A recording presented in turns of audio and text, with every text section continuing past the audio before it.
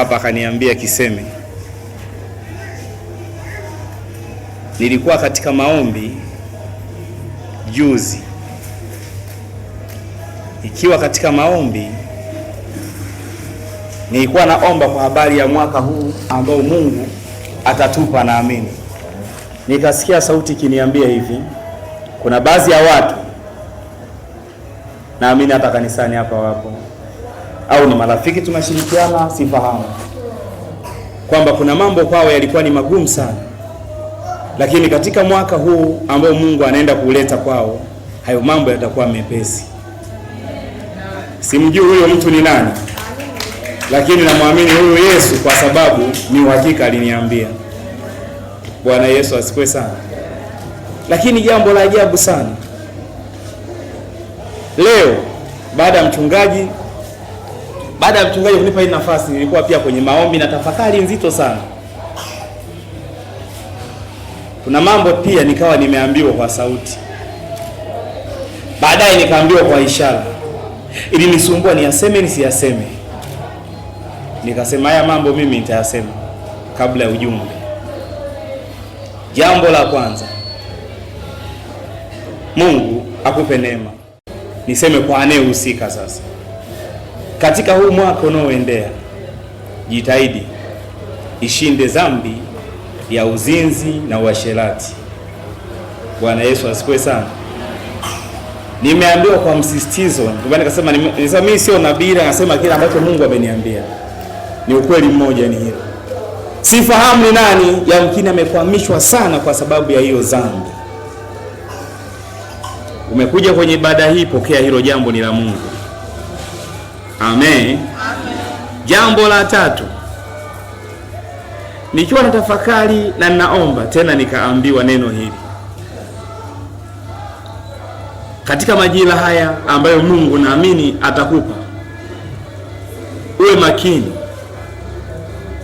maana kuna watu si wazuri. Najua si kwa ajili ya kila mmoja, ila wewe ambao yamkini utayaona au Mungu atakufunulia, mimi sifahamu, kwamba kuna watu wanaweza kukuzunguka wakawa sio watu wazuri kwako. Sasa ilishia hapo. Ushauri wangu, sikilize Roho Mtakatifu, ambatana na watu ambao safari yao ni mbinguni. Si watu wote wana mpango wa kwenda mbinguni. Ndio maana mtu anaweza kaja kanisani baadaye akakwambia hebu twende kwa mganga, yeye anamuita mtaalamu. Hilo jambo lisikuhusu. Bwana Yesu asifiwe sana. Baada ya ujumbe huo, naomba sasa tukajifunze neno la Mungu kwa muda huu. Baada ya hapo tutaenda kuomba. Baba Mungu, katika jina la Yesu Kristo, ninalibariki neno lako, ninakushukuru. Asante kwa ajili ya kila mtumishi wako anenitazama, anenisikiliza na aliyoko mahali hapa. Mungu uliyemleta kwa ajili ya kujifunza, ninambariki nikimwombea uzima, kusudi lako linalotimia likatimie kwenye maisha yake. Asante Bwana Yesu, maana utatenda kwa jinsi ya tofauti kama ulivyokusudia. Naomba neema yako iambatane na kila mmoja, nguvu zako ziambatane na kila mmoja, uwepo wako uambatane na kila mmoja, na mapenzi yako yakatimizwe kwa kila mmoja. Asante Mungu Baba, maana unashughulika na roho ya kila mmoja. Naomba lile kusudi lako likatimie. Katika jina la Yesu Kristo naomba na kushukuru. Amen. Yule anayeandika kwa muda huu mfupi, somo linaitwa Mungu alipokumbuka agano lake. Kwa yule anayeandika, tunajifunza habari za Mungu alipokumbuka agano lake. Agano ambalo tunalizungumzia ni agano la Mungu na Ibrahimu. Kulikuwa na mwaka fulani kwenye maisha ya Ibrahimu. Ibrahimu aliingia agano na Mungu. Huo mwaka ni mwaka wa kawaida tu kama unaofahamu wewe. Mungu anaweza kaingia agano na wewe, au wewe unaweza kaingia agano na Mungu. Siwezi kufahamu kwenye jambo gani, lakini mbele za Mungu likawa ni agano. Inawezekana uliingia agano na Mungu kwamba Mungu, nimeamua kuokoka, nitakufuata Yesu siku zote za maisha yangu, nalo hilo ni agano. Inawezekana ni agano la utumishi. Inawezekana ni agano ya namna yote lile, lakini ni agano mbele za Mungu. Sasa kuna wakati wa Mungu anapolikumbuka lile agano, kuna mambo mengi sana yanaweza katokea. Hayo ndio nataka nikayaseme, angalau mambo manne. Bwana Yesu asifiwe. Nilikuwa nimeandika mambo 9, lakini nataka niseme angalau manne, kwamba Mungu anapokumbuka agano kuna kitu gani kinatokea. Ninaposema haya, ninajua kuna kitu Mungu atakutendea. Wewe ambaye umekaa kwenye uaminifu mbele za Mungu, usizani ya kwamba Mungu amesahau, usizani ya kwamba Mungu hajali, usije ukazani ya kwamba Mungu atatenda. Uhakika mmoja, Mungu atatenda. Agano analiangalia sana. Toka 2 na ule mstari wa 24, neno la Mungu linasema hivi: Mungu akasikia kuugua kwao. Mungu akakumbuka agano aliyofanya na Ibrahimu, Isaka na Yakobo. Mungu akasikia kuugua kwao. Aliposikia kuugua kwao, akakumbuka agano aliyofanya na Ibrahimu na Isaka na Yakobo. Hilo agano inawezekana wakina Ibrahimu walizani kama limefifia au halipo, lakini Biblia iko wazi inasema ya kwamba Mungu akalikumbuka hilo agano. Sifahamu Mungu amefanya agano na wewe agano gani? Sifahamu wewe umefanya agano na Mungu katika jambo gani? Lakini Mungu huwa ni Mungu wa magano na Mungu anayekumbuka agano. Ninachotaka kusema si kwa sababu Mungu alikumbuka agano lile. Nataka kukuambia matokeo ambayo yanaweza katokea pale ambapo Mungu atakumbuka agano ambalo umefanya wewe na yeye. Kitu cha kwanza, alipokumbuka agano, aliwaona Waisraeli. Hawa Waisraeli walitokana na Ibrahimu. Alipokumbuka agano, aliwaona. Hii Kutoka 2:24, ukisoma ule mstari wa 25, Biblia inasema Mungu akawaona, Mungu akawaangalia. Kumbe kuna wakati ambako Mungu atakuangalia kwa sababu ya lile agano ambalo uko pamoja na yeye. Mimi sifahamu uko na agano gani na Mungu, mimi sifahamu. Bwana Yesu asifiwe sana. Mimi katika maisha yangu niwahi kuishi maisha magumu sana, huwa naisema mara kwa mara. Sijui kama ulishakufikia hatua hiyo wewe wa kiume. Sizungumzi kwa mwanamke, inawezekana wewe kuna mazingira wewe kupitia. Bwana Yesu asifiwe sana. Sifahamu katika mazingira yale magumu sana ambayo niliyapitia, nilijikuta naweka agano na Mungu, na wakati wala nilikuwa sijaokoka.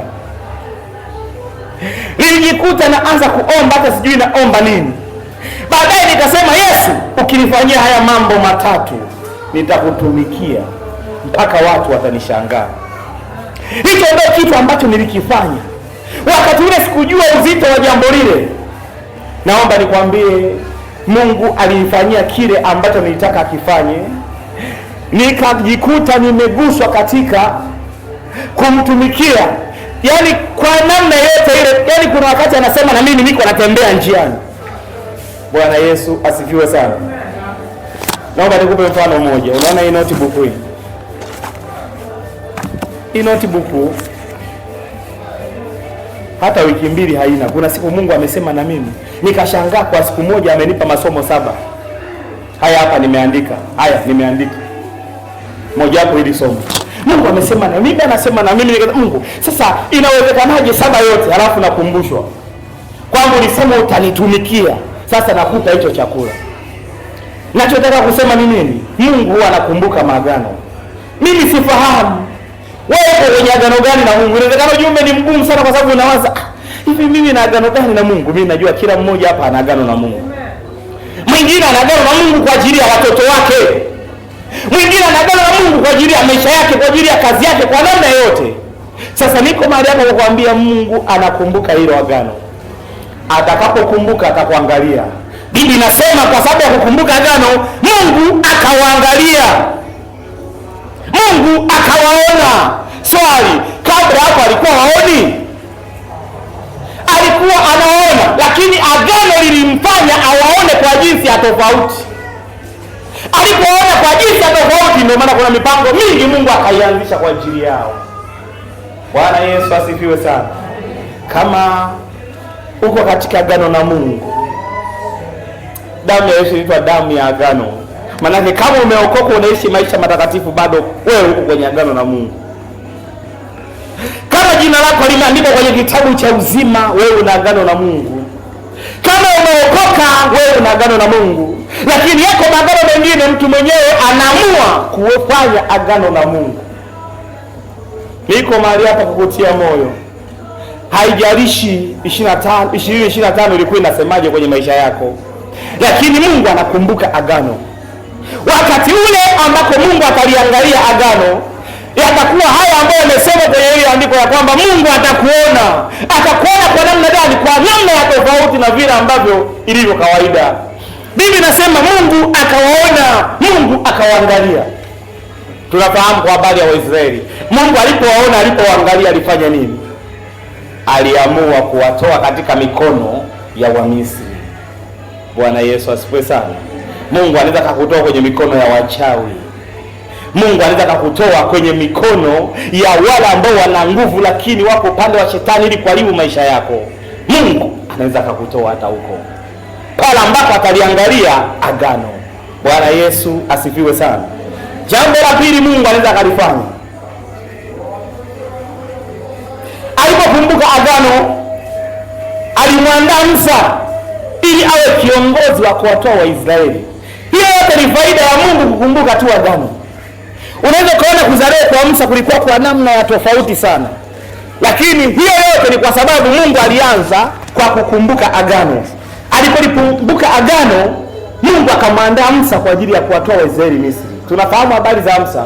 Musa aliona anaitwa kwenye kijiti kinawaka moto, akasogea. Aliposogea, ni malaika wa Mungu alikuwa anazungumza ndani ya kile kijiti cha moto. Akamwambia habari za Waisraeli kwa sababu wako kwenye agano. Alipomweleza, akamwambia na kutuma. Musa huyo alikuwa na kigugumizi. Mungu akamwambia hilo wala sio tatizo.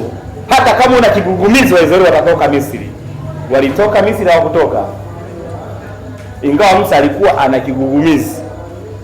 Bwana Yesu asifiwe sana.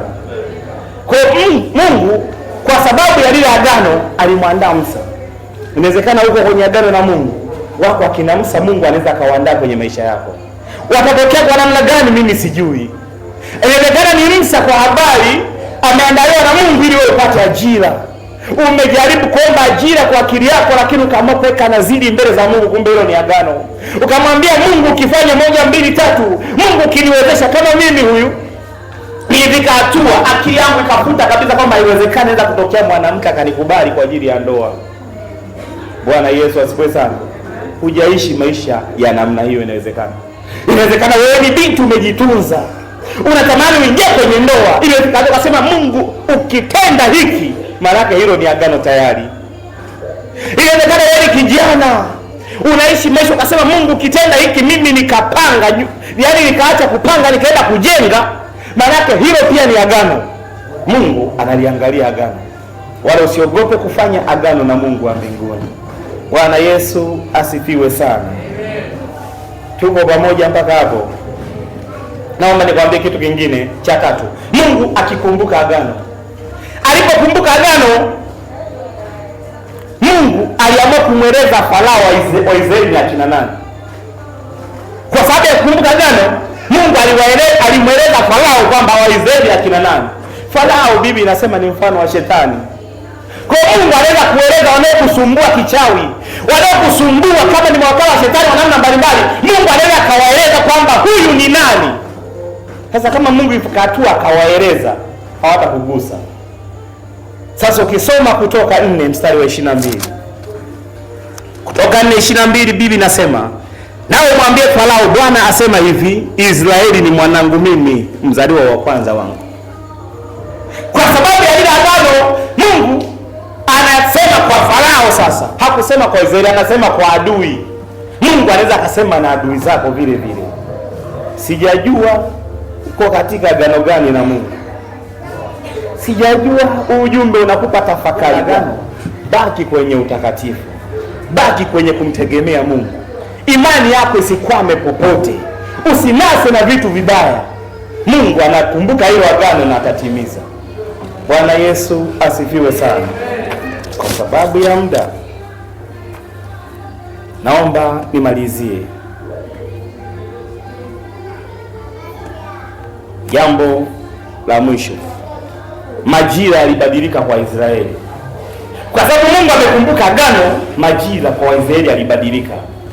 Kutoka 12 mstari wa kwanza. Kutoka 12 mstari wa kwanza, neno la Mungu linanena na Musa na Haruni katika nchi ya Misri, akawaambia, mwezi huu utakuwa mwanzo wa miezi kwenu, utakuwa ni mwezi wa kwanza wa mwaka kwenu. Majira yalibadilika. Kwa Mungu anapokumbuka agano, majira yako yanaweza yakabadilika. Anaposema majira yakabadilika, Mungu akawaambia, yaani sasa hivi ndio mtakuwa mnaanza moja. Wakati huu akawaambia huu ndio utakuwa mwezi wenu wa kwanza. Piga hesabu sasa hivi Mungu atokee akawaambia huu si mwezi wa 12, huu ndio utakuwa mwezi wa 3. Nadhani unaweza kachanganyikiwa ghafla. Si kweli jamani? Lakini Waisraeli majira yalibadilika. Ina maana gani? Mungu anapokumbuka agano na wewe, majira yako yatabadilika. Haijalishi waliweka kalenda wachawi kwamba kuna ratiba za kichawi, tarehe fulani anapata ajali, watashangaa unapita, hiyo ajali haikupati. Majira yanabadilika. Wao wameweka na tarehe kwamba tarehe fulani kuna jambo baya limpate, mwaka huu umefuata huyu alikusudia hiki hakitafanikiwa. Naomba nikwambie ya kwamba ukiambatana na Mungu akakumbuka agano, majira yanabadilika. Walipanga hivi na kuwa tofauti. Walisema atakufa ndo ukaishi.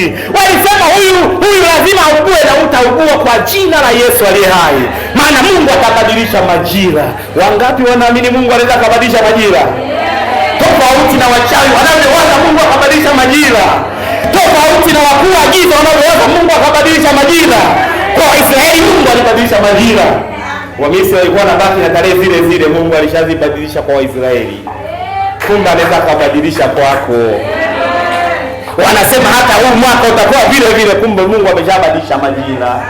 Hata huu mwaka ni yale yale, kama ni matatizo magonjwa yatamwandama, kumbe Mungu ameshabadilisha majira. Ndio maana nikasema ibada hii ni ya muhimu sana, maana Mungu anaweza kubadilisha majira. Kama unaamini piga makofi kwa Yesu. Akabadilisha majira kwa jina la Yesu aliye hai. Akabadilisha majira.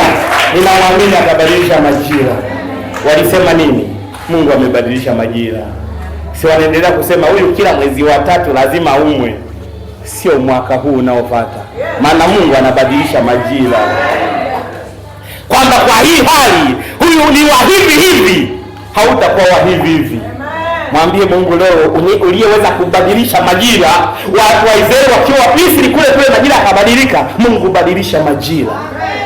Wamepanga mipango mingi sana. Dawa ndogo tu, mwambie Mungu badilisha majira. Si wanasema wananitembelea usiku, Mungu badilisha majira. Na kuambia Mungu akibadilisha majira itakuwa tofauti kabisa. Bwana Yesu asifiwe sana. Kwa ajili ya muda naomba niishie hapo. Kila ambacho nilisema kwamba tulikuwa tumepanga ratiba na mtumishi wa Mungu mchungaji msaidizi kwa habari ya mahitaji ambayo hatutaki yatufate katika mwaka huu tunaoendea. Kitu cha ajabu sana, nilipomaliza kuandika nikiwa pale nikaambiwa hivi, Isaya 7:7 inasema jambo hili halitakuwa wala halitasimama. Kwa nataka uishike bahasha yako ambayo ina mambo ambayo ulikuwa huyataki. Kwamba haya mambo yalinifuatilia tu lakini si yangu. Haya mambo yalinifuatilia tu mwaka lakini si yataki. Kabla hujaingia mwaka, nataka ushike hiyo bahasha kama unayo. Kama unaweza kuandika haraka andika. Kwamba Mungu, huu mwaka magonjwa, huu mwaka kuna kitu fulani. Shika bahasha yako, simama. Muda umeenda, bado dakika 8 tuingie mwaka mwingine. Nataka kabla tujaingia huu mwaka mwingine tumalize hii. Nani ana mambo kwamba huu mwaka mimi nilifeli. Huu mwaka mimi kuna magonjwa yalinifuatilia. Huu mwaka kuna kitu kilizuiliwa. Umekiandika kwamba Mungu sipaki katika mwaka tunaoingia hicho kitu kinifuatilie. Nani yuko tayari? Leta bahasha mwenyewe hapa haraka. Yale ambayo huyataki. Utaki uvuke nayo. Hata mimi haya hapa sivuki nayo kwa jina la Yesu. Sijui umeandika mangapi, mimi nimeandika 4. Alafu mimi huwa nayapiga na picha. Kwa sababu mwaka ujao na Mungu nakushukuru maana hili sikuvuka nalo. Naomba nikupe ushuhuda haraka. Haya maombi ni ya muhimu sana. Haya mahitaji 4. mahitaji manne ambayo tunaenda kuomba baadaye. Acha haya ambayo tunayachoma moto, yale ya baadaye. Kuna mwaka fulani hapa nilitoa ushuhuda, Mungu alinipa neema, niliandika mambo manne, nilivyoandika Mungu aliyatenda vile vile. Naomba nikwambie ukweli, moja wapo nilikwenda kununua gari mbili. Wewe unaandika madogo madogo, mimi niliandika kununua gari mbili siku moja. Cha ajabu, mchungaji wakati anaomba siku moja akaomba vile vile, nikanunua gari mbili kwa siku hii. Huo ni ushuhuda wa maisha yangu na ndio ukweli. Bwana Yesu asifiwe sana. Ndio ukweli. Sasa wewe andika vidogo vidogo. Nakupa ushuhuda wangu wa kweli. Usizalau ibada kama hii. Nilikuwa nasema Mungu nisaidie niwe KPC kwa sababu mnajua. Leta hayo mahitaji ambayo yataki. Yalete. Twende na muda. Bado dakika 5. Nataka tusiingie nayo kwenye mwaka. Changamka au mwingine mmoja akufanya hapo hapo. Kama kuna shemasi au kuna mtumishi wa Mungu kiberiti kipo tayari. Safi sana, safi. Haya hatuyataki. Katika jina la Yesu aliye hai. Unaweza ukasema Isaya 7:7 unasema jambo hili halitakuwa wala halitasimama. Wewe sema haya niliyoandika hayatakuwa, hayatasimama. Haya mambo mabaya hayatakuwa wala hayatasimama kwa jina la Yesu aliye hai. Hayatakuwa, hayatasimama. Hayatakuwa, hayatasimama. Kama ni magonjwa, mimi sikuandika jambo gani? Hilo ambalo nimeandika haitakuwa wala hayatasimama katika jina la Yesu aliye hai. Naomba tumemaliza. Naomba niakuombe. Baba, katika jina la Yesu Kristo Mwokozi wetu aliye hai. Mambo haya hayatakuwa wala hayatasimama. Watumishi wako wameandika kwa sababu hii kero ambayo hawataki waingie nayo ushuhuda ya kwamba hili tatizo lilikuwa likifuatilia kweli, haijalishi ilianza zamani, litafika mwisho 2025 kwa jina la Yesu aliye hai. Na kushukuru Roho Mtakatifu kwa habari ya ujumbe wa neno lako kwamba jambo hili halitakuwa wala halitasimama. Mungu uliye shahidi yetu, Mungu uliye mwaminifu na wa haki, mpenda maajabu, naomba ukatende sasa kwa jina la Yesu aliye hai. Mambo haya hayatakuwa wala hayatasimama katika jina la Yesu aliye hai. Watumishi wa Mungu wanayachoma moto, hayatakuwa, hayatatua, hayatakuwa, hayatasimama. Mimi sifahamu naandika jambo gani. Kuna mwingine inawezekana alikuwa hajaandika mahitaji ambayo anataka Mungu amtendee mwaka huu. Mimi nimeshaandika, unaweza ukaandika kama unaweza. Unajua kwenda kwa imani. Mimi niliandika, nasema ukweli mbele za Mungu. Na sijui wao nilitoka wapi kwamba ninunue gari mbili kwa siku moja na Mungu alinitendea. Mimi sifahamu kwa habari yako. Andika kwa jambo kubwa. Andika kama unamwamini Yesu, andika. Kama unamwamini Yesu, andika. Kama unamwamini Yesu, andika. Haraka haraka. Kwamba Mungu nataka katika mwaka nikuone katika haya. Hayo tukayaombea tunapoanza mwaka. Lakini mwaka huu tunamalizana na haya, ndio maana tunayachoma moto. Kwa mamlaka ya jina la Yesu Kristo aliye hai. Bwana Yesu, mtenda miujiza katende. Uliyeziumba mbingu na dunia katende. Katika jina la Yesu aliye hai. Hebu simama hapo ulipo, simama. Simama. Bado dakika 3. Simama, simama. Tumeshamaliza kuandika. Andika kwa imani. Nikikupa shuhuda za kweli za kwangu mimi kwa habari ya kuandika mahitaji. Ndio maana hivi vitu mimi nakiheshimu sana. Yale tumeyachoma moto yameondoka. Bwana Yesu asifiwe. Hebu mshukuru Mungu, mshukuru Mungu. Mshukuru Mungu. Mshukuru Mungu. Una dakika moja na nusu ya kumshukuru Mungu.